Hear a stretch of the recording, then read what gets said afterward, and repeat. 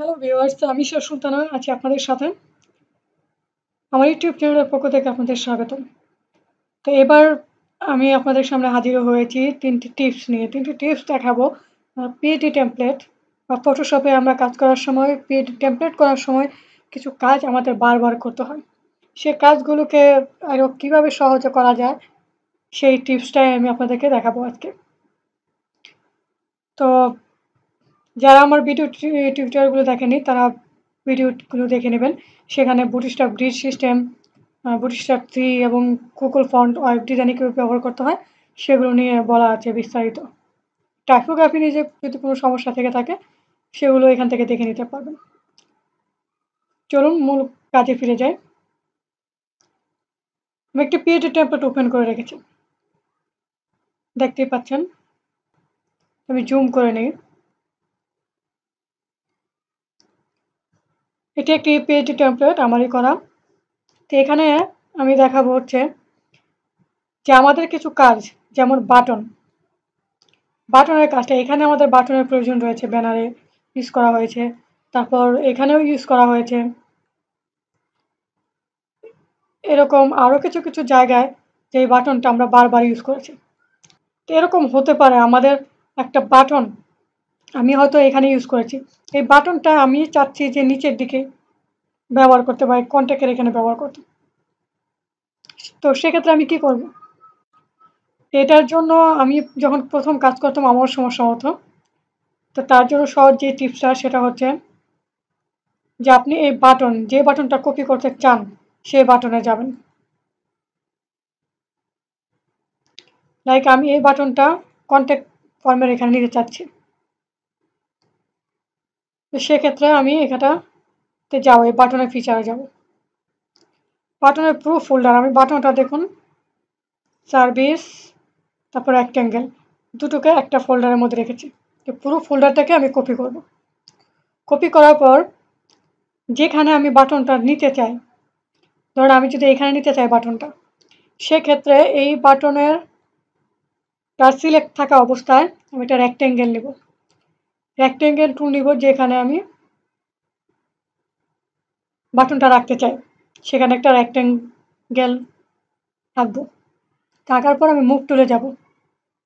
Move টুলে গিয়ে উপরে অ্যালাইনমেন্টের 6টা অপশন আছে। তো আমি লেফট থেকে সেকেন্ড নাম্বার এবং রাইট থেকে সেকেন্ড নাম্বার দেব। দেখুন এই বক্সের মধ্যে বাটনটা চলে এসেছে। তার ফলে আমাকে আর আলাদা কষ্ট করতে হলো না। এখন যদি আমি কন্ট্রোল ডি প্রেস করে এটাকে বের করে দেই, জাস্ট মুভ করে এদিকে নিয়ে গেলাম। এখন খেয়াল করুন আরেকটা বিষয়, আমি যে বাটনটা এখান থেকে নিয়ে এসেছি এই বাটনটা কিন্তু এখানে চলে গেছে। আমি কিন্তু ডুপ্লিকেট করিনি। তো ডুপ্লিকেট অবশ্যই একটা করে নিতে হবে।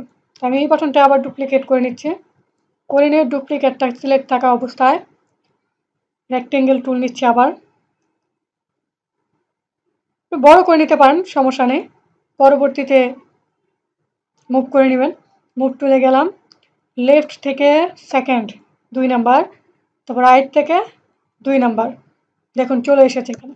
তো আমি কন্ট্রোল ডি প্রেস করে সিলেক্ট করে দিচ্ছি।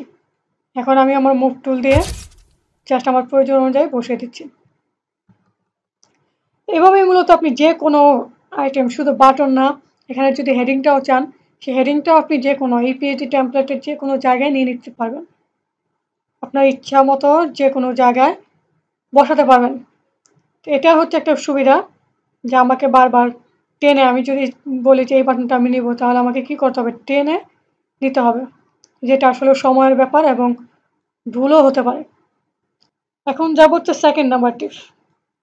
সেকেন্ড নাম্বার টিপস হচ্ছে, আমি দেখাই, তো নতুন ডকুমেন্ট ওপেন করে নিচ্ছি। ওয়েবের জন্য হচ্ছে 72 রেজুলেশন 72।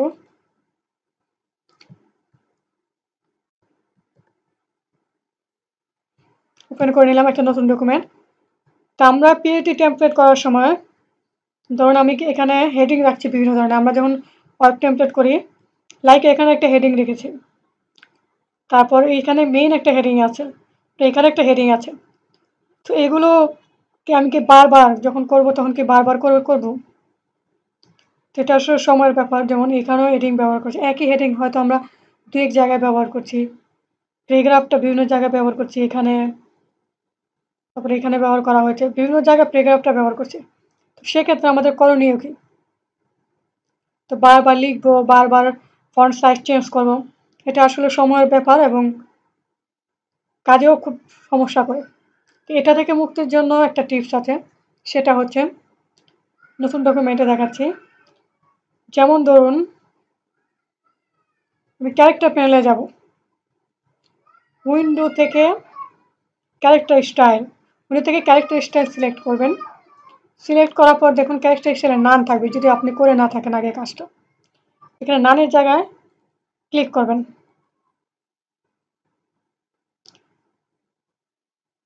তারপর এখানে দেখুন ডকুমেন্টের একটা অপশন আছে।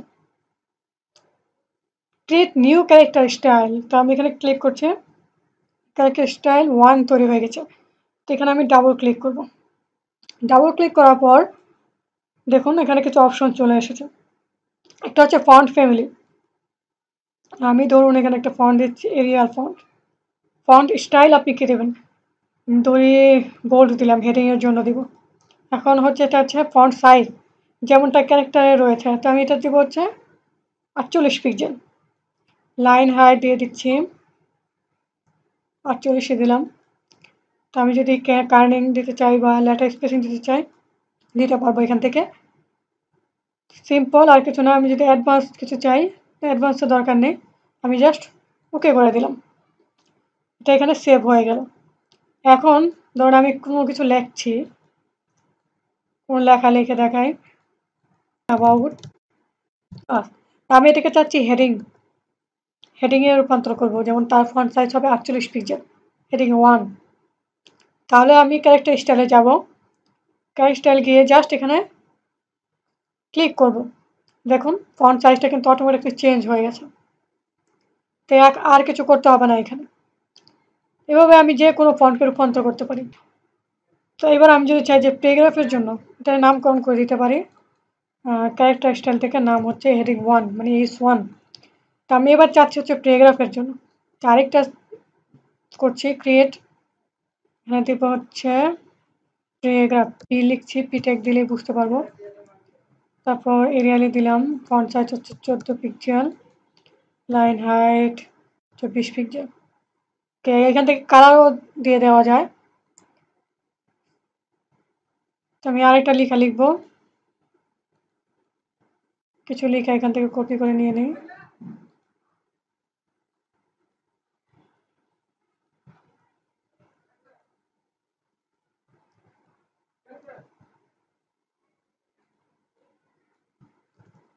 এই হচ্ছে প্যারাগ্রাফ।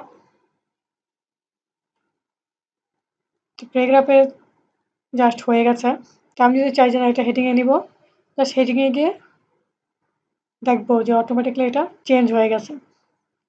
তো এভাবে আপনি প্যারাগ্রাফ বা অন্য কিছুর জন্য সেক্ষেত্রে করতে পারবেন। প্র্যাকটিস করলে বুঝতে পারবেন যে আসলে কী হচ্ছে। জাস্ট উইন্ডো থেকে ক্যারেক্টার স্টাইলে যাবেন। ক্যারেক্টার স্টাইলে যাওয়ার পর এখান থেকে ক্রিয়েট নিউ ক্যারেক্টার স্টাইলে যাবেন। আবারও দেখাচ্ছি। ক্রিয়েট নিউ স্টাইল, তারপরে ক্যারেক্টার স্টাইলে ডাবল ক্লিক করবেন। করার পর একটা নাম দিতে পারেন। তারপর ফন্ট ফ্যামিলি, ফন্ট স্টাইল যেটা আপনি চান। এখান থেকে ফন্ট সাইজ, লাইন হাইট দিয়ে ওকে করে দেবেন। তারপর যেই লেখাটা আপনি লিখতে চান, লাইক অ্যাবাউট আস এখানে আছে। আমার ক্যারেক্টার স্টাইল হেডিং 1 তৈরি করা আছে। তো এখানে গিয়ে এটা সিলেক্ট থাকা অবস্থায় আমি S1 এ যাচ্ছি।